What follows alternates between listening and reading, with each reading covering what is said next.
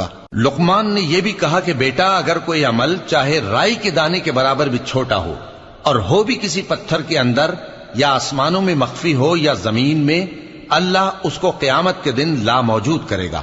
کچھ شک نہیں کہ اللہ باریک بین ہے، خبردار ہے۔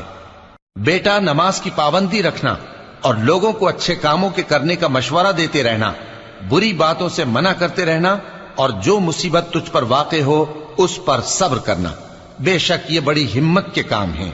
اور تکبر کرتے ہوئے لوگوں کے سامنے گال نہ پھلانا اور زمین میں اکڑ کر نہ چلنا، اس لیے کہ اللہ کسی اترانے والے شیخی خورے کو پسند نہیں کرتا۔